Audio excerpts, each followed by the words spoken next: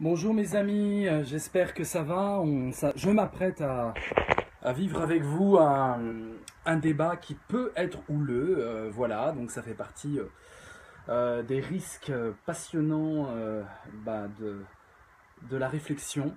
Voilà, donc en attendant que vous postiez cette vidéo, on va partir sur un live d'une petite heure ensemble. Je vais moi-même partager cette vidéo. Je vous situe un peu la polémique. Je vous ai mis en lien d'ailleurs l'origine de la polémique. C'est un petit post que j'ai fait sur ma page Facebook où je dis effectivement d'une façon un peu provocante je suis noir sur commande. Voilà. C'est tellement provoquant qu'on ne peut pas prendre ça au pied de la lettre évidemment. Et beaucoup de détracteurs ont évidemment se sont complus à prendre ça au pied de la lettre, comme si je pouvais me prendre pour un noir, et donc avec des remarques du style oui, mais toi t'as pas de discrimination, oui, mais tu es un blanc, tu fais partie du blanc triarcat, tu fais partie de. Voilà, et donc effectivement, tu sais pas ce que les noirs vivent, t'as pas le droit de dire ça, tais-toi, ferme ta gueule, tu es gros, tu es con, tu es débile, voilà, bon, je vous en passe des meilleurs. Plein de petites festivités et joyeusetés agréables. Et là, j'espère que tout cela, là, toute cette ruche énervée qui vient piquer, va être présente. Donc, allez les chercher si besoin. C'est l'occasion un peu de débattre et de construire ensemble. Alors, normalement, je vois vos commentaires. Alors, apparemment, il n'y a pas de commentaires. J'espère que ça va bien marcher. N'hésitez pas à faire coucou et que je puisse voir un peu vos commentaires s'afficher. Alors, c'est la question de l'antiracisme qui est posée. C'est la question de l'identité, initialement dans mon poste qui était posé. C'est des questions assez profondes et le constat de base qui a suscité... Voilà, merci Géraldina. Tu dis on est là, donc je vois que ça marche. Le constat de base, c'était quoi? C'était que je trouve que l'antiracisme est un peu en crise. Et je pense qu'il a été violemment freiné depuis un peu plus de 10 ans. Je le regrette.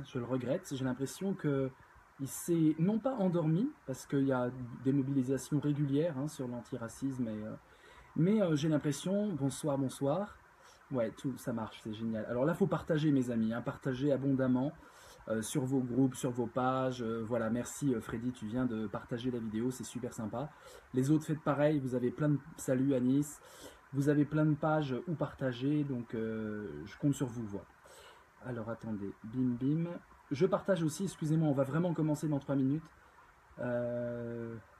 Modifier. Détacher le lieu. Ok.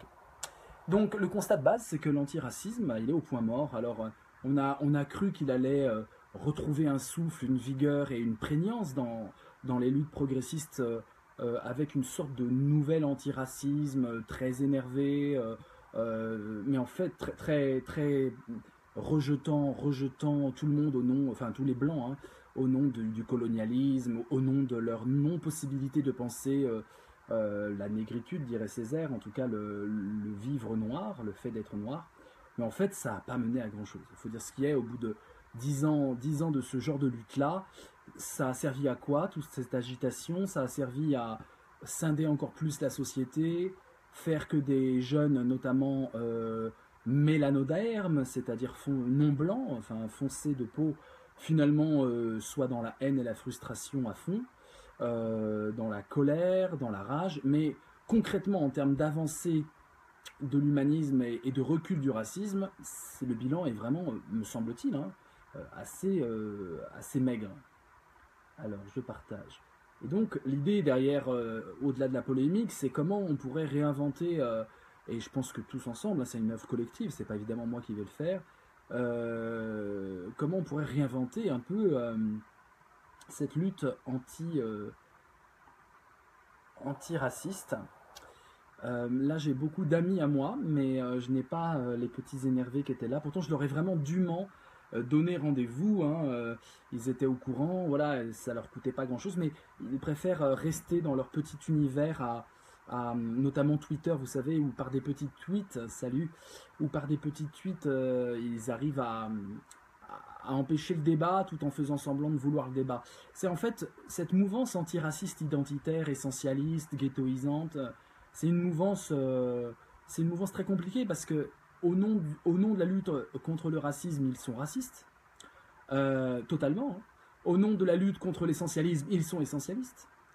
Au nom de la lutte pour la liberté de culte, etc., ils sont parfois extrêmement intégristes, en tout cas extrêmement bornés.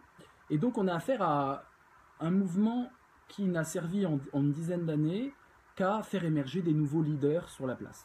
Ce qu'il y a, c'est qu'on a une dizaine de noms, voilà, de soi-disant leaders qui sont leaders d'aucune communauté, on n'est pas du tout en Amérique, hein, mais avec ce fantasme états-unien, d'ailleurs tout ça, ça vient de sénateurs noirs américains, enfin c'est une mouvance idéologique, c'est de la politique tout ça, hein, et ça vient pas que de là, ça vient aussi parfois de l'intégrisme pur jus qui se cache derrière les failles de la République et de la démocratie pour instiller les haines et la discorde sociale.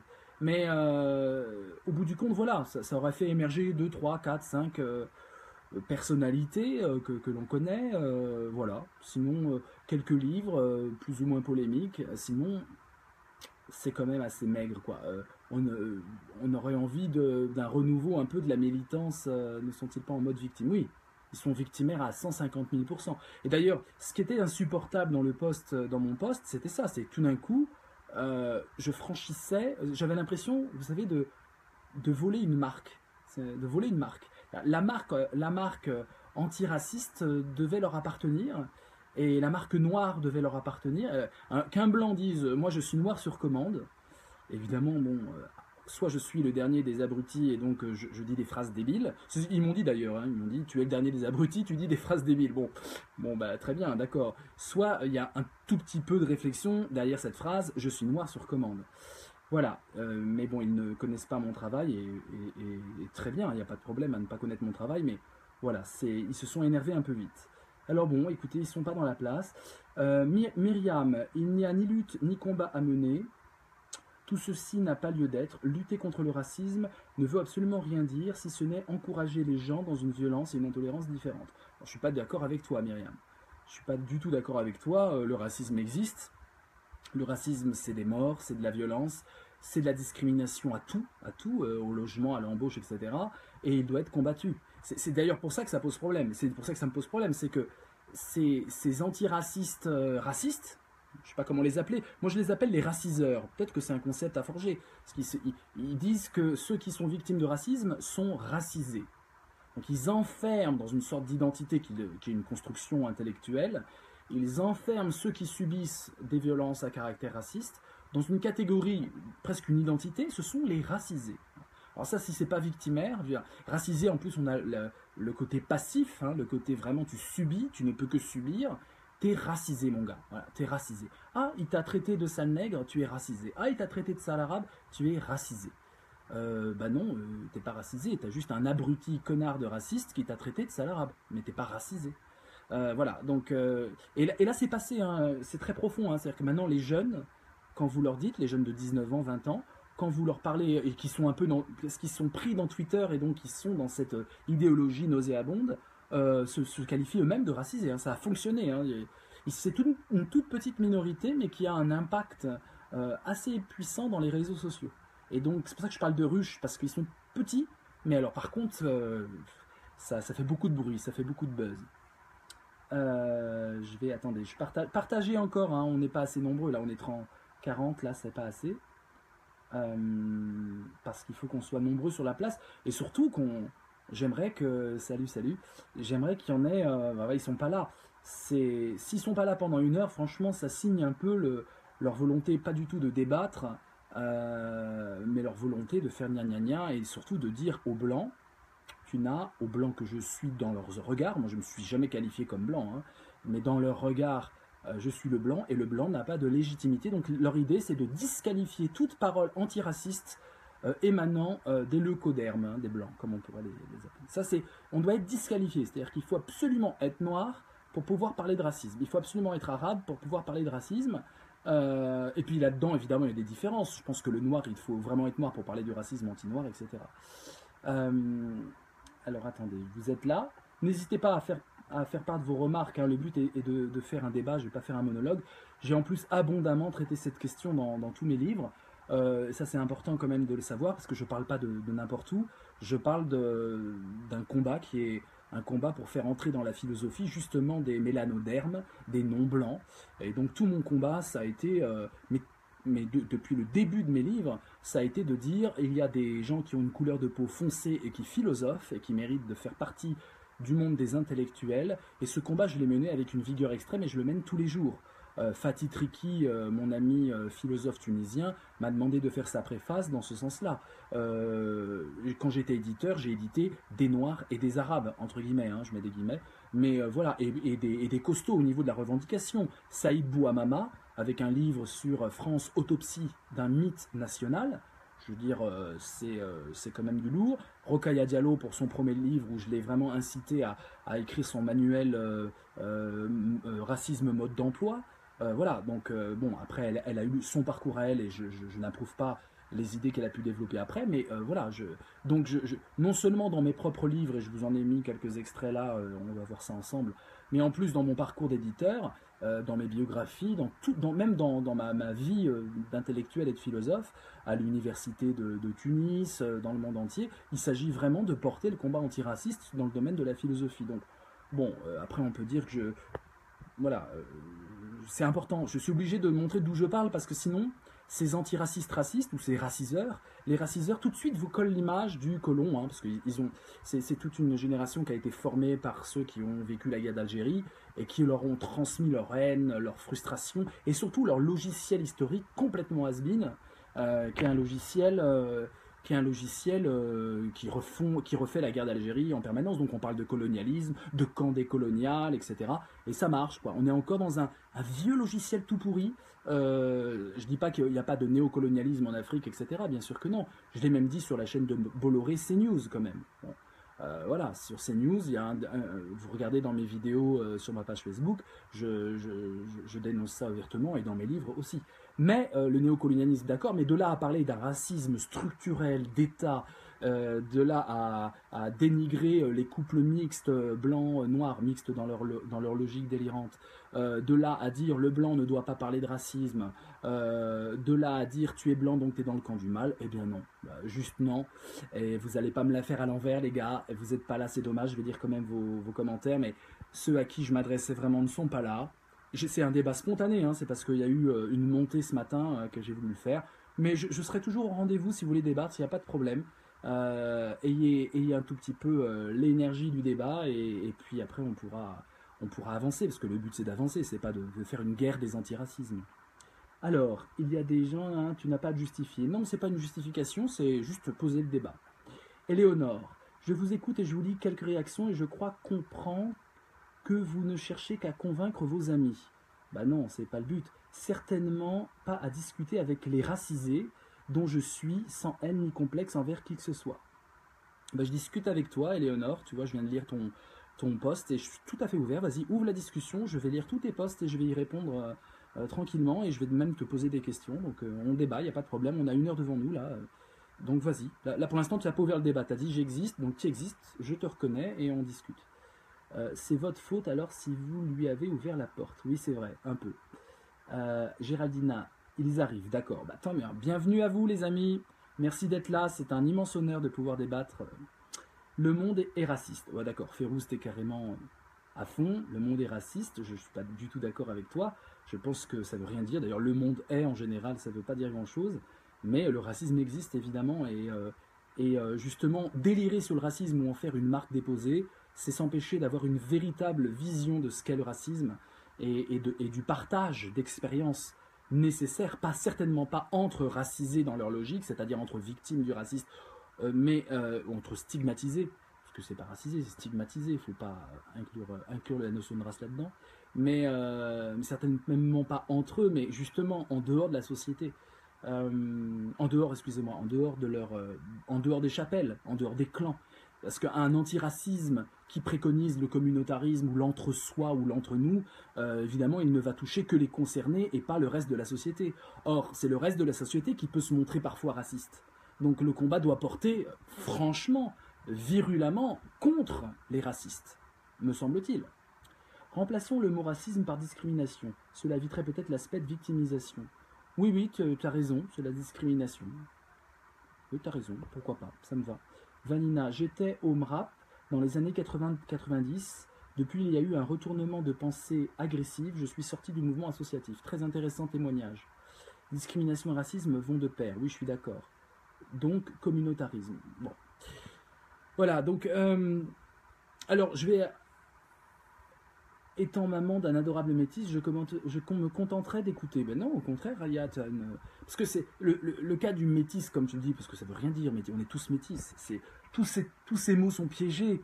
En fait, on est en train d'hystériser quoi? On est en train d'hystériser le taux de mélanine. Le taux de mélanine dans le corps. C'est comme si on faisait des classes avec le taux de cholestérol, sauf que ça ne se voit pas. Ou le taux d'endorphine, ou le taux de ce que vous voulez.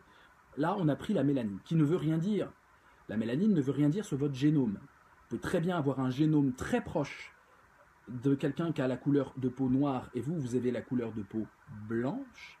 Vous pouvez avoir un génome extrêmement proche, mais physiquement ne pas vous ressembler et couleur de peau dissemblable. Inversement, deux personnes avec le même taux de mélanine, de la même couleur de peau, peuvent avoir des génomes extrêmement différents. Entre un papou et je sais pas, un Caribéen ou un Sénégalais, il y a un génome qui risque d'être différent et la couleur de peau peut être exactement la même. Donc, la notion de race, tout ça, la science a balayé ça, mais complètement, c'est fini. On n'est plus du tout avec la pseudo-science colonialiste qui classait les individus en fonction de leur morphologie et de leur couleur de peau. Donc, l'idée que tu n'as pas le bon taux de mélanine pour avoir la légitimité de parler, c'est juste un anti-intellectualisme absolument obscurantiste. Et donc on a obscurantiste sans jeu de mots. Et donc on a affaire à une sorte de délire qui consiste à dire nous on doit lutter contre les racistes. Les racistes sont blancs parce que la société est blanche, même quand ils sont racistes friendly ou comment ils appellent ça, color blind ou je sais pas quoi, en fait ils sont quand même racistes. Ça fait partie de l'enfermement doctrinal et dogmatique. C'est une idéologie, c'est une secte. Hein. Pour moi, c'est le même mécanisme qu'une secte. La seule différence, c'est qu'il n'y a pas besoin tellement d'adhérer. Il suffit de relayer des tweets et d'entrer dans ce logiciel délirant. Donc voilà, donc tu es blanc, tu n'as pas le bon taux de mélanine, donc tu ne peux pas parler de quoi que ce soit. Métissé, on l'est tous. Je suis moi-même un métis, beaucoup plus métis que certains Sénégalais ou certains, je ne sais pas, Maliens ou autres. Je suis totalement métis. J'ai une mère qui vient de Hongrie et j'ai un père qui vient de l'Espagne en termes de population, en termes ethniques. Donc c'est totalement métis, c'est juste une rencontre quasiment improbable entre la Hongrie et l'Espagne, vous voyez. Donc, mais ça se voit pas, ça se voit pas. Donc je suis blanc. Dans leur logique à eux, je fais partie du blanc triarcat. Voilà. Alors, qu'il y ait un communautarisme blanc, moi je peux tout à fait le concevoir. Je peux tout à fait concevoir, il suffit de voir qu'effectivement, il y a de la discrimination. Et je suis le premier à combattre ça, je l'ai combattu largement dans mes livres. Et c'est un combat qu'on doit tous mener. C'est ça la différence, c'est que ce combat doit concerner tous les citoyens. Et avant de dire il est noir, il est jaune, il est rouge, il est ce que vous voulez, il y a d'abord des citoyens. Et donc, quand je dis je suis noir à la commande, c'est en tant que citoyen que je peux comprendre profondément, même si je suis blanc de peau, ce que doit vivre un noir qui est discriminé, qui est attaqué, qui est blessé, qui a des contrôles aux faciès, etc. Je le comprends dans ma chair, dans mon émotion, dans mon vécu, et je le comprends d'autant plus que j'ai des amis noirs qui vivent ça. Des amis, c'est-à-dire des liens d'amitié, des liens où l'empathie augmente, des liens affectifs, voire même des liens familiaux. Je ne vais pas vous étaler ma vie, mais familialement, je peux être aussi lié à certaines personnes qui sont mélanodermes. Et donc, j'aime quelqu'un qui est noir. Cette personne noire vit le racisme. Est-ce qu'on n'est pas un peu délirant d'imaginer que ça ne m'atteint pas parce que je suis blanc de peau? Est-ce qu'on va pousser le délire jusque-là? Évidemment, si j'aime quelqu'un qui est noir et qu'il vit des insultes racistes, je m'insurge comme si on m'insultait. Est-ce que c'est pas ça le sens de l'amitié? Vous comprenez, l'antiracisme, il doit se fonder sur l'amitié. On ne va pas fonder l'antiracisme sur l'hostilité. On ne va pas fonder l'antiracisme sur un taux de mélanine. C'est juste délirant.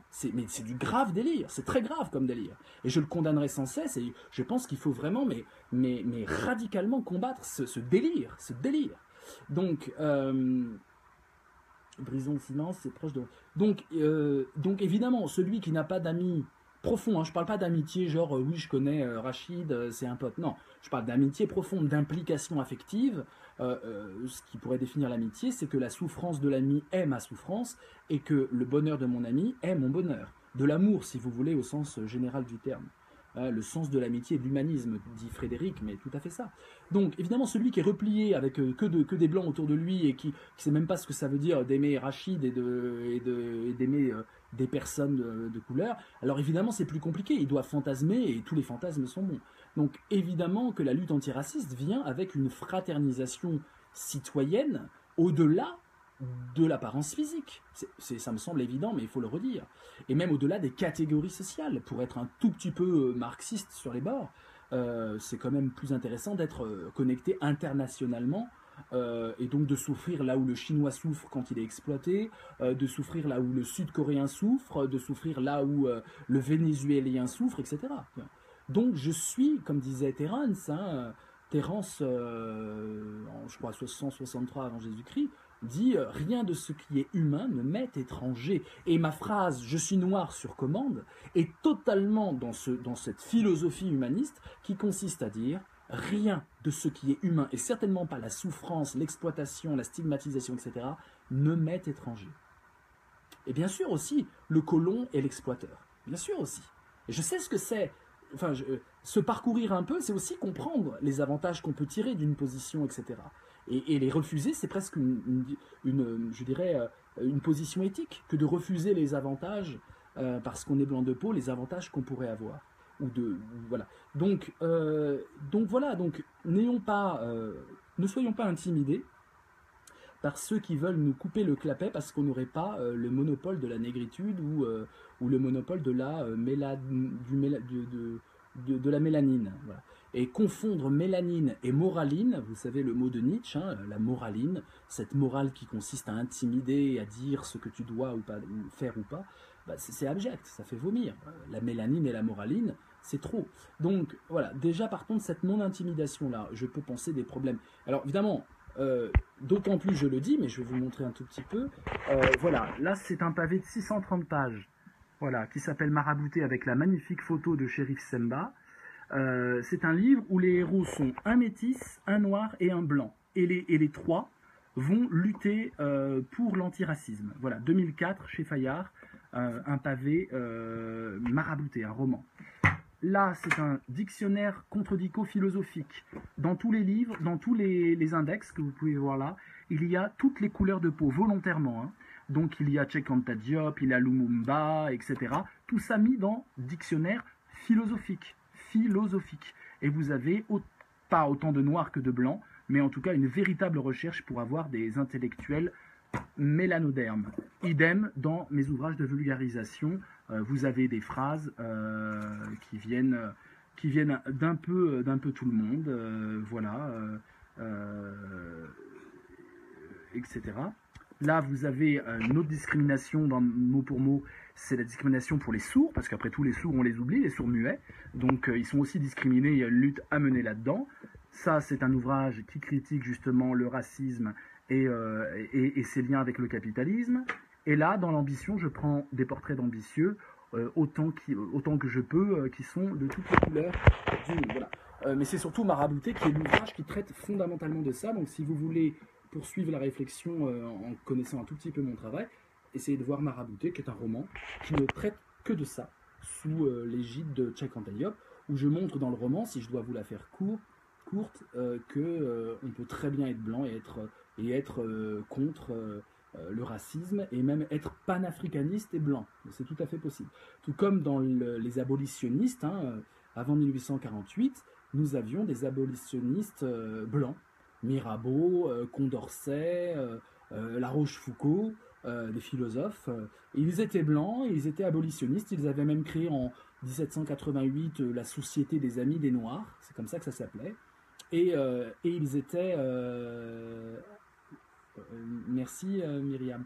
Et ils étaient totalement pour abolir l'esclavage et pour arriver à l'égalité, alors progressive et graduelle pour eux, ce qui posait des problèmes, mais pour arriver à l'égalité des droits entre noirs et blancs. Mirabeau, Condorcet, La Rochefoucauld, voilà.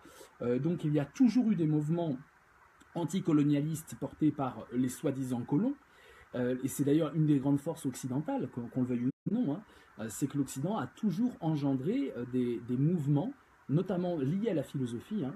C'est d'ailleurs presque la prérogative de la philosophie, la vraie philosophie appliquée, des mouvements qui ont critiqué les menées occidentales lorsqu'elles étaient du côté de l'injustice et de la violence. Donc il y avait des pays qui étaient colonisateurs, et dans ces pays colonisateurs, il y avait des gens qui refusaient la colonisation. Il y avait des pays qui étaient esclavagistes, et dans ces pays, il y en avait qui refusaient et qui se battaient, même s'ils n'étaient pas dans la couleur des esclaves, contre l'esclavagisme. Et pareil aux États-Unis. Aux États-Unis, il y avait même des juifs qui étaient contre l'esclavage des Noirs. N'en déplaise à la fachosphère et à Dieudonné. Voilà, il y a toujours eu des blancs, enfin, quelle que soit la couleur de peau, il y a toujours eu des résistants. Il y avait des Espagnols, au temps des conquêtes, la conquête du Nouveau Monde, qui étaient totalement contre le traitement inhumain qu'on faisait subir aux Amérindiens. Depuis le début, depuis le XVIe siècle. Donc voilà, ça c'est important de le dire. C'est-à-dire qu'il n'y a pas de pédigré et certainement pas de couleur de peau pour pouvoir prendre part à n'importe quelle lutte humaniste. Et ça, il faut le dire. Et ceux qui sont contre ça et qui envoient des gifs, des vannes, qui méprisent, c'est violent, hein, ils sont méchants, hein, ils essaient d'être méchants, mais ils n'ont pas compris que ça me fait marrer. Mais ceux-là, c'est des obscurantistes, c'est des gens qui ne veulent pas que ça pense. Alors, ils s'habillent soi-disant avec des oripeaux de penseurs, d'intellectuels, etc. Mais ils ne veulent pas que ça pense. Ils disent « tais-toi, ferme ta gueule ». Et ça, il faut refuser ça. Et il faut surtout leur montrer leur propre racisme. Moi, je suis pas blanc. Je suis pas blanc. Je suis rose, foncé, et là, regardez, j'ai bronzé, regardez là. Vous voyez cette couleur-là? Alors, il y a les poils, vous allez me dire, mais je suis pas blanc. Ça, c'est blanc, ça? C'est pas blanc. Je suis pas blanc. Qu'est-ce que ça veut dire de segmenter l'épiderme et de dire, ah bah toi, tu as le droit de penser, toi, tu as une légitimité, ils ont mis ce mot-là, hein, légitimité pour penser, toi, tu n'as pas le droit. Mais qu'est-ce que c'est? Il y avait des Noirs qui vendaient leurs propres frères lors de l'esclavage. Il y a des Arabes, beaucoup d'Arabes, et il ne faut pas du tout en imputer la responsabilité aux Arabes actuels, évidemment, c'est stupide. Mais au temps de l'esclavage et de la traite transsaharienne, il y avait des Arabes qui réduisaient les Noirs d'Afrique subsaharienne à l'esclavage. Qu'est-ce que ça veut dire? Évidemment. Et qui ont d'ailleurs complètement transformé leur religion, exactement comme les Espagnols ont imposé le catholicisme à des Amérindiens, les Arabes ont imposé l'islam, tout simplement. Ils ont imposé l'islam, qui est une religion qui a effacé totalement la religion première des Africains subsahariens, qui était animiste, pas du tout islamique. Voilà, et donc vous comprenez, il y a des rapports de force, et des contre-pouvoirs dans chaque menée violente, il y a toujours des contre-pouvoirs. Et donc surtout pas d'étiquette, il faut absolument sortir, c'est encore le cas, la Mauritanie, Myriam, merci de le rappeler. Et oui, tout à fait, ça continue, vous dites.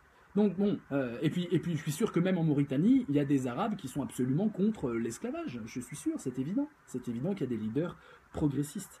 Donc voilà, ça c'est fondamental. Et donc les raciseurs ne veulent pas ça. Les raciseurs utilisent l'antiracisme pour non seulement enfermer les gens dans une haine de l'Occident, ça c'est fondamental, et là en cela ils font très bon ménage avec les intégristes, très bon ménage avec et tous les problèmes de, vous savez, le voile, l'anti-laïcité, tous ces trucs qui sont en fait des je dirais, pas du tout centraux dans la vie de tous les jours en France. Franchement, c'est pas le débat quand vous marchez dans ma rue, les gens se posent pas la question, mais quand on regarde les médias, évidemment, ça fait beaucoup de buzz, vous voyez, donc c'est très profitable de faire du buzz avec tout ça. Et ils instrumentalisent tout ça pour semer une sorte de haine violente de l'Occident, de l'homme blanc, de ce que vous voulez. Et puis au bout du compte, vous avez... convertis-toi à l'intégrisme, c'est même pas à l'islam, c'est même plus de l'islam. Au bout du compte, c'est les logiques intégristes et les logiques, en tout cas, hyper rétrogrades qui utilisent la religion, non pas pour faire progresser l'humain, ce que l'islam peut faire, évidemment, comme n'importe quelle religion progressiste, mais pour enfermer l'humain dans des rôles, la femme doit faire ça, l'homme fait ça, c'est du sexisme, enfin, voilà, au bout du compte, ils font le jeu des oppresseurs. Et même dans les minorités, il y a des oppresseurs, même dans les minorités. Et c'est pas parce qu'on est noir de peau qu'on n'est pas un oppresseur. C'est pas parce qu'on est blanc qu'on est forcément un oppresseur aussi. Alors, Elijah, boum boum boum, je prends ton message. Des noirs qui vendaient des noirs, tu décrédibilises ton discours. Oui, oh. Cette théorie est une ineptie lancée par les racistes anti-noirs pour freiner le réveil des descendants afro-descendants. Oui. Alors là, tu nous fais le truc, bon, je vois d'où tu parles de l'afrocentrisme. Bah, il se trouve, je te recommande vraiment mon roman, hein. C'est un roman sur l'afrocentrisme. Ah, il se trouve qu'il est écrit par un blanc, hein. Il se trouve que c'est d'ailleurs un des premiers romans sur l'afrocentrisme version 21e siècle qui est écrit par un blanc. Dommage, bon, mais désolé, vous avez loupé le coche les gars. Mais c'est pas grave, mais lis-le, tu verras, c'est intéressant l'afrocentrisme. Je parle de Cheikh Anta Diop, je suis un spécialiste de Cheikh Anta Diop, que j'ai analysé profondément. J'ai même d'ailleurs à ta disposition, si ça t'intéresse, des discours que tu n'as jamais entendus de lui et très intéressants. Voilà, donc ta théorie de l'ineptie, bon, il y avait des sociétés, mais même Obenga et compagnie racontent ça. Enfin, ils sont pas. Alors, eux, ils tordent un peu l'histoire dans leur sens, bien sûr, mais bien sûr que si. Tu sais, Elijah, des salopards finis qui profitent de la moindre occasion historique pour tirer du pouvoir, ben, il y en a partout. Et donc forcément, quand il y a une traite négrière, il y a forcément des gens qui vont tirer leur épingle du jeu, y compris quand ils sont noirs de peau. Il ne faut pas croire que tu as les blancs méchants d'un côté et les noirs gentils de l'autre. Alors oui, c'est horrible, la traite négrière c'est une abomination, et il faut l'ancrer dans l'histoire à la mesure de cette abomination-là. Bien sûr, il ne s'agit pas de dénigrer ça, il s'agit pas de... Mais il ne faut pas non plus tomber dans un grand discours qui dit... voilà, qui dit que tout ce qui est noir est forcément ultra positif, etc. La bêtise humaine n'a pas de couleur de peau. Enfin, c'est quand même... excusez-moi, j'ai l'impression d'enfoncer des portes ouvertes, mais là, pour le coup, il faut quand même le préciser. Qu'est-ce que vous dites comme message? Je vais essayer de dialoguer vraiment avec vous pour imposer leur pouvoir par la force. Au fait, le système de caste au Mali, il est bien raciste. Bah voilà, Myriam essaie de nous dire plus de choses là-dessus, quoi. Explique-nous un peu, ceux qui ont du vécu, n'hésitez pas à raconter votre vécu, c'est ça. En 3 lignes, faites plusieurs fois 3 lignes plutôt qu'un long post, faites plusieurs posts petits. Merci les amis, j'ai invité à rejoindre laisser agir, dommage qu'on ne puisse faire analyser ces gènes en France. Tu peux faire analyser tes gènes, hein. Aucun problème, t'envoies dans un labo n'importe où, même si c'est un labo espagnol, et on te dit exactement à combien de pourcents t'es caucasien, t'es plutôt de tel bled. Bien sûr, c'est intéressant, c'est toujours instructif. Alors tu parles de l'Espagne, Géraldina. Freddy, regarde, en Espagne il y a une coloration et les gens se mélangent. Mais prenons le Brésil, tout simplement, prenons le Brésil, qui est quand même assez intéressant, quoi. Je veux dire, au Brésil, la question de tu viens d'où toi, elle est stupide, même si c'est un blanc qui parle à un noir ou un noir qui parle à un blanc. Je veux dire, ils sont tellement habitués à avoir...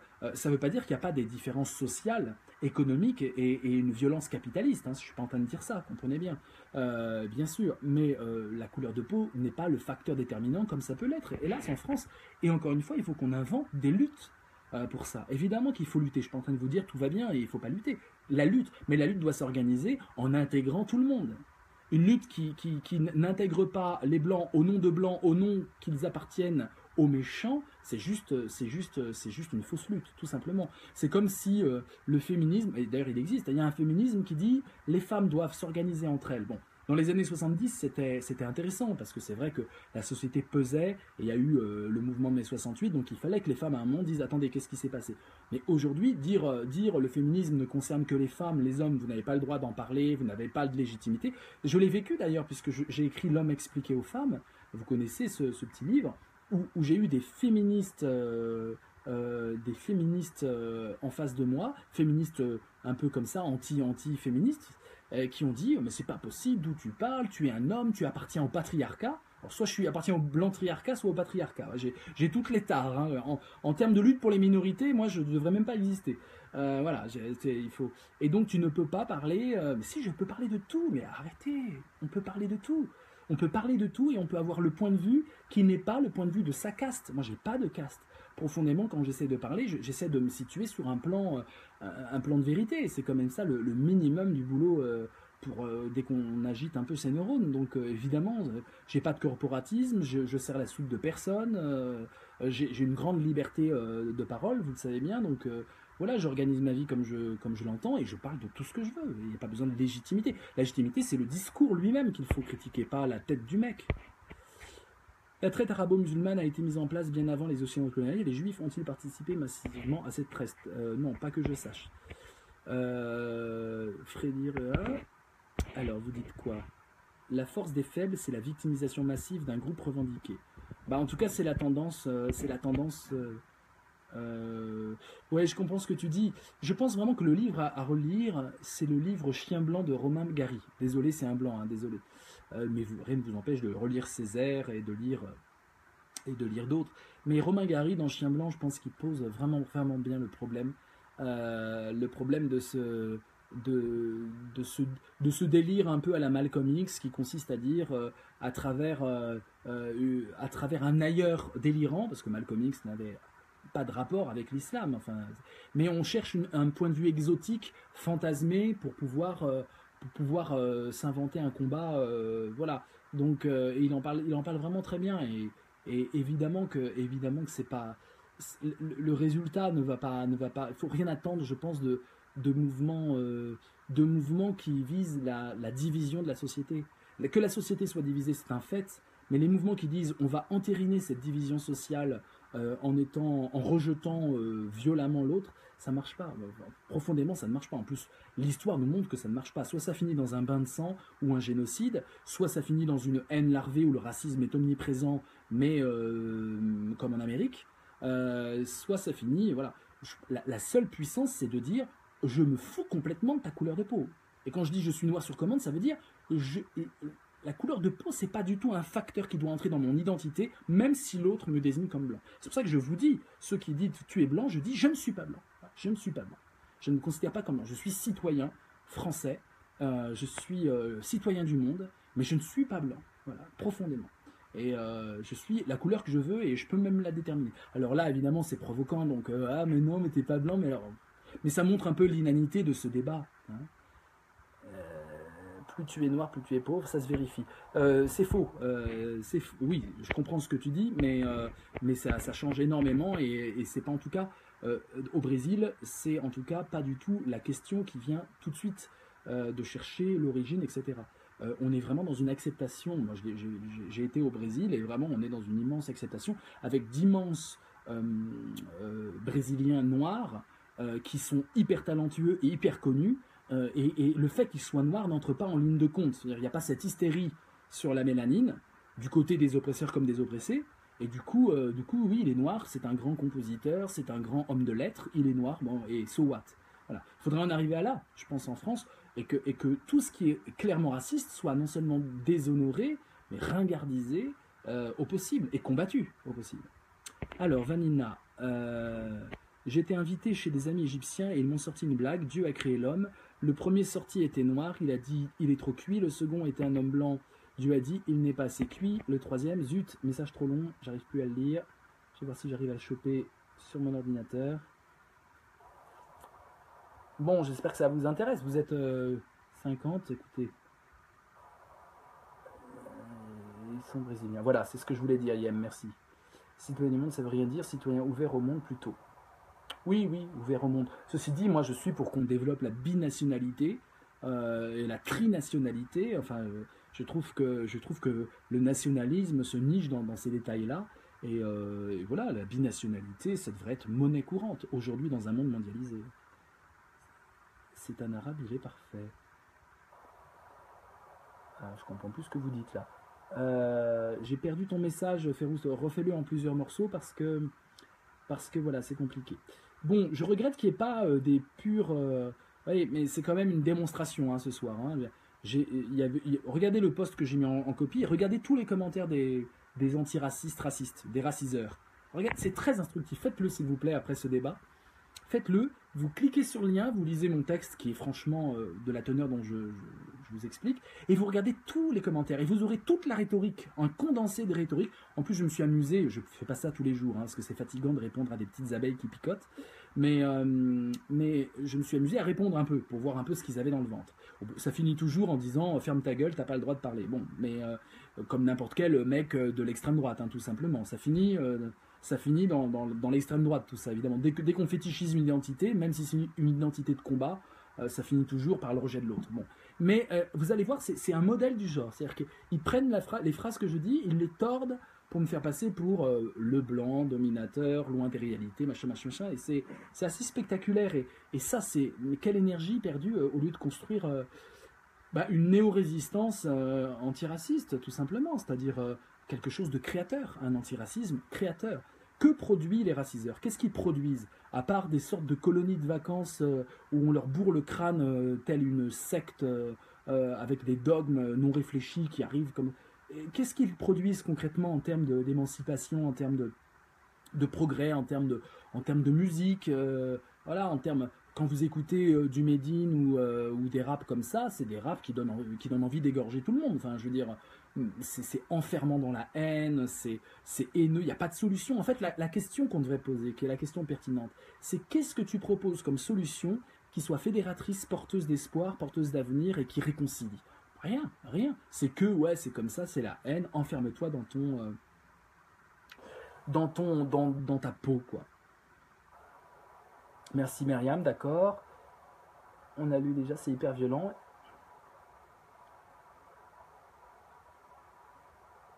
Et le troisième était un arabe, il est parfait. D'accord, j'ai compris Vanina, ta blague. C'est une blague pro-arabe. Tout ceci est diffusé à l'Université Paris 8. Merci à Geni Fanco. Ah, bah écoute, Yem, dis-nous les origines de tout ça. Tout ceci, qu'est-ce que tu dis quand tu dis tout ceci? À quoi tu fais référence?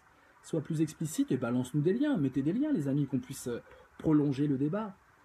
Quand la France saura reconnaître ce que tu dis et historiquement l'existence du dernier prophète sans estropier son nom. Je comprends pas. Dernier prophète? Moi, j'ai ni Dieu, ni maître, ni prophète, hein, personnellement. Donc, je sais pas de quoi tu parles. Et reconnaître... la France, tu sais, j'avais un ami qui s'appelait François-Xavier Verschave.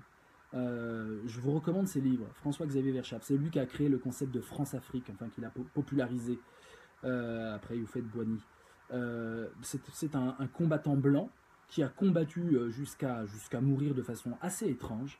Récemment, enfin il y a quelques années, j'ai pu lui offrir mon livre Marabouté, qui a combattu contre les néocolonialismes et toutes les magouilles des barbouzes africains qui utilisaient des réseaux obscurs, Focard et compagnie, pour spolier l'Afrique. Voilà, et c'est un blanc.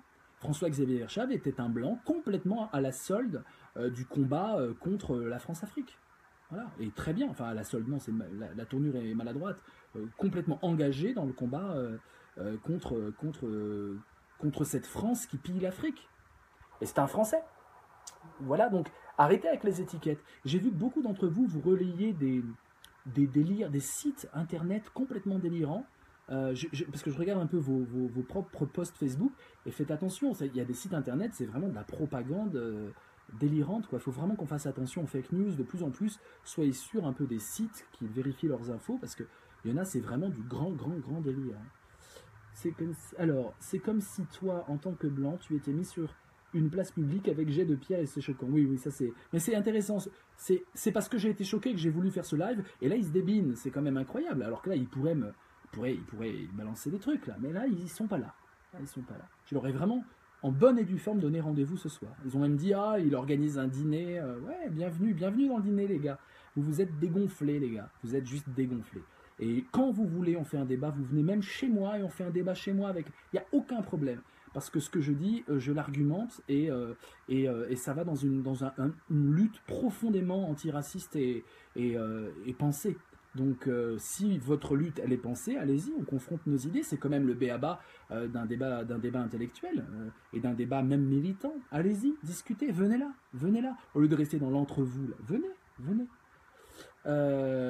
Au Brésil, il existe des maisons culturelles du Bénin et d'autres pays d'origine africaine. Et la culture yoruba est célèbre. Bah oui, les orishas et tout ça, il y a une vraie, le candomblé, il y a exactement cette pluralité de culture, elle est extrêmement vivace et elle est super intéressante. Ça fait partie de cette identité. Mais l'identité, comme je le disais tout à l'heure, c'est un scénario. C'est pour ça que je dis je suis noir à la commande. C'est le scénario de souffrir là où l'autre souffre, il n'est pas compliqué à convoquer pour peu qu'on ait un peu travaillé sur soi. Et c'est donné à tout le monde. C'est pas compliqué. Quand Clarence Brown, vous connaissez Clarence Brown, le cinéaste, un grand cinéaste américain, qui est blanc. Clarence Brown, je crois qu'en 1949, il écrit L'intrus, enfin il fait le film L'intrus, Intruder in the Dust. Clarence Brown c'est un film totalement antiraciste, où un noir est accusé à tort. Enfin, c'est un film extraordinaire, très fort, moi que j'adore personnellement, pour toutes ses qualités. Et quand on lui a dit, mais pourquoi vous avez fait, vous, blanc, en 1949, américain, un film antiraciste? Il a dit clairement, quand j'étais plus jeune, j'ai vu un noir se faire lâcher par 15 personnes, se faire lyncher. Et ça m'a tellement révolté que j'ai senti dans ma chair ce que c'est d'être noir. Et du coup, il a fait ce film qui est un film très important en termes de lutte, justement, antiraciste. Et là, vous imaginez les abrutis raciseurs là qui arrivent, mais tu n'as pas le droit, tu es blanc, tu fais partie du blanchiarcat, mais ferme ta gueule, ferme ta gueule. C'est juste ridicule, c'est juste ridicule. Donc voilà, Clarence Brand, il y en a plein des Clarence Brand, je veux dire, et tant mieux pour eux. Et puis inversement, il y a aussi, encore une fois, hein, des noirs, alors, je parle pas, il y a des noirs qui jouent complètement, je veux dire, moi quand j'étais par exemple aux Antilles, j'étais, je crois, enfin, j'ai tout fait, mais là où c'était le plus violent, c'était où c'était en Martinique. En Martinique, j'ai senti le racisme. J'ai senti un racisme profond, hyper violent, et je me sentais presque, et c'était juste, j'allais faire mes courses, et voilà, j'étais le seul blanc du petit village, ou de la ville, c'était pas un village, de la ville, je me rappelle plus le nom, et j'ai senti le racisme, je me dis, ouais, ok, c'est ça, c'est ça, avoir des gens qui vous regardent avec des préjugés, c'est qui ce béquet, ce machin, c'est qui ce mec, voilà, bon. Donc l'expérience du racisme, j'ai pas besoin de couleur de peau pour la vivre. Et on parle même pas des asiatiques. Vous avez remarqué que ces antiracistes-là, racistes, ces raciseurs, alors le racisme asiatique, ça, ils s'en foutent. Ils sont hyper branchés anti-sionistes, machin. Mais alors les asiatiques, mes amis, s'il y a des asiatiques parmi nous, dites-vous bien qu'on se fout complètement, enfin on se fout, ils se foutent complètement du racisme que vous pouvez vivre au quotidien en France. C'est même pas le problème. Alors, qu'est-ce que je propose pour nous unir? Vas-y, ose, à Sandra Bordeaux, si tu es humain, tu sais exprimer, rentre dans le débat. C'est bien, vous incitez les autres, je vais revenir à ta question Frédéric, vous incitez les autres à participer au débat, mais ils vont venir après, je vous dis comment ça va se passer. Là, ils sont là, ils regardent, ils sont, oh là là, gna gna gna gna gna. Et puis après, après ça va défiler, vous allez voir, ça, j'espère, hein, et ça va défiler. Mais vous serez là, mes amis, vous pourrez continuer le débat. Alors, les raciseurs ont dévoyé l'intersectionnalité et le combat de l'antiracisme. C'est bien, Yann, j'aime bien. Mais il existe, c'est que ça existe, c'est que ça a merdé quelque part. Très intéressant, Yann, il faudrait qu'on développe ça. L'antiracisme est un racisme inversé, je suis d'accord. L'antiracisme, non, l'antiracisme des raciseurs, parce qu'il y a un vrai antiracisme qui n'est pas du tout raciste, justement, qui dit on a affaire à des citoyens, je me fous complètement d'où tu viens. Ma question c'est où tu vas, et je te considère comme un citoyen. D'ailleurs, c'est ce que dit un ami, un philosophe, professeur Dahomey, qui est en Guadeloupe, je crois. Et je l'avais interrogé pour la néo-résistance et il disait c'est fou l'identitarisme aux Antilles, il monte en flèche et il était complètement paniqué et vent debout contre cet identitarisme-là. Je veux dire, enfermer les minorités dans une identité et dans une race, c'est du racialisme absolument condamnable, quoi. C'est utiliser l'arme des oppresseurs, soi-disant pour les combattre. Au camp d'été des coloniales, il y avait un atelier racisme anti-asiatique. Alors le camp d'été des coloniales, rien que l'intitulé, alors là vraiment faudrait qu'on en fasse un truc, mais... Ouais, enfin bon, t'y as été, alors raconte-nous un peu à quoi ça sert, vas-y, explique-nous à quoi ça sert. Myriam Gass, au fait, pourquoi les Noirs deviennent antisémites? Dieudonné, c'est la personne, humoriste de talent, qui a permis aux Noirs d'être antisémites. Voilà. Jusque-là, juifs et noirs étaient des minorités qui partageaient beaucoup de choses, jusqu'à l'abolitionnisme, au courant abolitionniste, etc. Et puis il y a eu Dieudonné, et puis toute une mouvance qui a dit oui, mais voilà, les juifs gouvernent le monde et sont méchants, et les noirs, vous subissez cette méchanceté.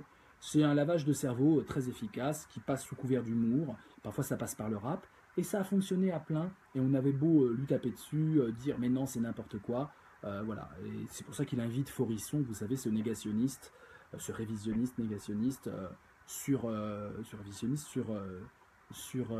scène, etc. Enfin voilà, c'est juste Dieudonné a permis ce délire-là de monter les minorités les unes contre les autres et puis évidemment diaboliser, enfin c'est du racisme anti-juif tout simplement, tout simplement. Au fait, les noirs et les consorts affiliés non blancs, allez voir ethnopsychologue, cela vous permettra de savoir d'où vous venez. D'accord, ethnopsychologue, donc c'est Devreux, mais Fanon, avant, Franz Fanon, qui est magnifique, a beaucoup écrit là-dessus. Répondez à Alexandra Bordeaux. Ah, je comprends pas assez. Remets-moi son poste, zut. J'ai loupé Alexandra Bordeaux, bon, désolé. Ça troll sur ton poste, c'est bien dommage, impossible de discuter. Ah bon? Ah, tu parles de l'autre poste, Géraldina. Oui, oui, ça troll, mais c'est pas grave. Et voilà. Bon, mes amis, on est presque arrivé au bout de notre... Alors, Aïcha, quid, racisme, est-ce l'expression par excellence de nos peurs et de sortir de nos propres frontières mentales? Évidemment, évidemment, c'est la peur de l'autre, la peur de l'altérité, la peur de la différence. Oui, oui, tout à fait, Yem. Mais j'aime bien tes remarques, Yem. N'hésite pas à faire un Dream Tanks, hein, les mêmes exercices sur Dream Tanks, ça serait intéressant. Voilà, mes amis, quoi dire, que dire d'autre que dire d'autre si ce n'est les minorités, c'est pas un marché, quoi. Juste, c'est pas un marché. Arrêtez de vous prendre pour les boss des minorités. Laissez les minorités s'organiser en cohésion avec ceux qui veulent les aider aussi. Arrêtez de dénigrer complètement, d'intimider dès qu'on veut aider les minorités. Ce que je propose, moi, c'est vraiment une prise de conscience de tout ça, déjà. Je pense que c'est déjà une avancée, un live comme ça, j'espère en tout cas. Je le mettrai sur ma chaîne YouTube. Je pense que par l'art, la création, on peut faire beaucoup de choses. Qu'on soit blanc, comme Nadine Gordimer, écrivaine en Afrique du Sud, qui a lutté pour la sortie de l'apartheid. Nadine Gordimer, voilà, c'est un beau modèle d'une femme totalement blanche et qui a été... ou Primo Levi, enfin on a tout un corpus. Voilà. Ce que je préconise aussi, c'est d'utiliser le magnifique corpus avec des noirs, des blancs, de tout ce que vous voulez, mais qui permettrait de reconstruire un antiracisme débarrassé de tout ce qui est colonial. Dès qu'il y a le mot colon, il faut arrêter avec ces conneries. Quand des coloniales, tout ça, c'est passé, c'est des vieux, c'est un truc de vieux, c'est ringard, c'est débile, le racisme d'État. Mais qu'est-ce que c'est ce délire? Arrêtez de délirer. Il y a des actes racistes qu'il faut combattre, point final. C'est pas structurel. Arrêtez de fantasmer des complots, arrêtez de vous victimiser. Et puis, ce que je préconise, c'est prenez la parole, enfin, plutôt que d'être dans vos petits cercles comme ça de raciseurs racisés.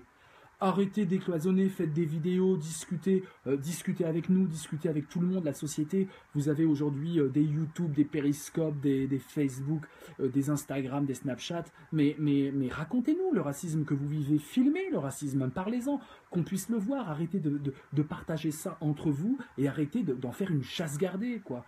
C'est dans le partage et puis que les idées vont émerger. Je ne vais pas vous faire un plan antiraciste là ce soir. Tous mes livres ne plaident que ça, essayer d'inventer autre chose. Moi, au niveau politique, je pense qu'il faut une afro-résistance, pas qu'une néo-résistance, mais une afro-résistance. Il faut que des Africains s'unissent, et c'est pas moi qui vais le faire, je suis pas en Afrique, je suis pas africain. Mais je pense que le panafricanisme, il y a quelque chose à creuser là-dedans, mais pas idéologique, philosophique. Un panafricanisme philosophique. Nkrumah, Dubois, etc. Ça, on est dans quelque du Boys, je sais pas comment vous le prononcez. On est dans du bon. Voilà, mais dès que je reçois des gifs en disant mon Dieu, un blanc qui parle machin, quelle horreur, quel ça, c'est juste du racisme. Vous faites le jeu du racisme, vous êtes totalement raciste. Dès que vous commencez votre phrase en disant tu es blanc donc, mais vraiment, vous êtes des racistes à combattre, tout simplement. Et j'aurai un plaisir infini à vous combattre et à ringardiser vos propos qui ne servent à rien dans le combat, rien, si ce n'est à faire monter les haines. Et on fait quoi avec ça? On fait quoi avec ces haines-là? Et ça a produit le pire, c'est grave ce que ça produit. Ça produit des gens qui croient que la République est un ennemi à abattre. Ça produit des personnes qui s'imaginent que tout est complot et qu'il n'y a aucune possibilité d'avenir. C'est contre l'esprit d'ouverture, c'est contre l'esprit de tolérance, c'est contre la dignité. C'est totalement indigne vos campagnes absolument identitaristes, abjectes. Voilà. C'est tout ce que je déteste et voilà. Pour l'instant, c'est plus un coup de gueule que quelque chose de fondé. Mais à l'avenir, je poursuivrai ce combat qui est le mien et avec grand plaisir. Et pas par le rap encore, parce que le rap, je sors un album, vous le savez, le 13 octobre. Alors là aussi, vous allez voir l'étiquetage, je m'attends à tout, mais c'est pas grave, j'ai du plaisir aussi à faire un peu bouger le rap game dans ce sens. Mais le rap peut amener à ça. Il y a des grands textes de rap qui sont pas rabougris du bulbe comme les raciseurs, qui sont autre chose que ça existe et je pense qu'à l'avenir il y en aura. J'attends que des grandes stars du rap français ou algérien ou ce que vous voulez puissent s'emparer de cette question et ne pas tomber dans du complot victimaire, mais qui s'ouvrent, qui décloisonnent un peu les paroles et les expériences. Ça fait vraiment bouger les lignes. Voilà mes amis. Mon gars, tu vis sur quelle planète? L'info quand tu veux, tu la trouves. Le festival machin proposait des tables rondes ouvertes à tous. T'étais où? Mais j'en ai rien à foutre de ton festival de merde. Ton festival, mais tu te le gardes. C'est que de la. C'est tout ce que j'aime pas de ton festival victimaire, ghettoisant, absolument contre-productif. Mais garde-le ton festival et moi c'est le festival de la vie et de ma rue et de toutes les rues de France qui m'intéressent. C'est pas vos petites affaires mercantiles qui m'intéressent. Sur ce mes amis, merci d'avoir été là. Ça y est, vous êtes lâchés, le rap est parti en couille. Yem, super. Écoutez. Envoyer machin, mort de rire. Bon, bref, vous voyez, pas d'intimidation, les amis. Les temps sont graves, il y a des gens qui meurent et des gens qui tuent. Hein, je veux dire, donc là, il faut passer à la vitesse supérieure en termes de conscientisation, comme on le disait dans les années 70, mais une conscientisation pour le vivre ensemble dans la dignité, dirait mon maître Fatih Triki. Voilà, pour la tolérance. C'est la tolérance qui doit être notre prérogative et inspirer l'esprit de tolérance notamment chez la jeunesse, plutôt que d'en faire des petits soldats. Les Blancs n'ont pas le droit de parler de racisme, jouent le jeu de la division, Jérémy, je suis bien d'accord, et empêche le mélange, tout à fait. C'est continuer le combat de catégorie, alors de montrer le fait qu'il n'en existe pas, c'est jouer le jeu à... Bon, vous êtes lâchés les amis. Je constate que nous ne sommes pas là pour discuter de la... Écoute, Éléonore, je vais te le dire très clairement, hein, tu as commencé ton poste en disant « Ah, vous voulez pas parler ?» Et puis là, ça finit, hein, j'ai parlé pendant 1 heure, et là tu t'amènes et tu fais « Ah oui, mais alors vous ne jouez pas le jeu. » Écoute, Éléonore, t'avais qu'à parler avant. Je veux dire, à un moment, tu vas pas me la faire à moi. Tu peux pas me la faire à l'envers, Éléonore. Tu peux pas me la faire à l'envers. Là, tu débarques juste quand ça finit pour faire « Ah, gna gna, vous m'avez pas écouté. » Tu veux que je continue un live? Si tu veux, j'enchaîne toute la nuit un live sur ce thème. J'en ferai, vous pouvez en faire, les amis. Je vous souhaite plein de réconfort. Ouvrez les yeux, quand il y a des victimes, vous devez les aider quand c'est injuste, vous devez les protéger, quelle que soit leur couleur de peau et la vôtre, et vous devez mener le combat sur tous ces fronts-là, et je vous soutiens de tout cœur, et on est tous ensemble, à l'international, vers le progrès humain. Et tant pis si c'est utopiste, et tant pis s'il y en a qui n'aiment pas la poésie et l'utopie, moi je continue d'y croire ardemment. À bientôt les amis, ciao.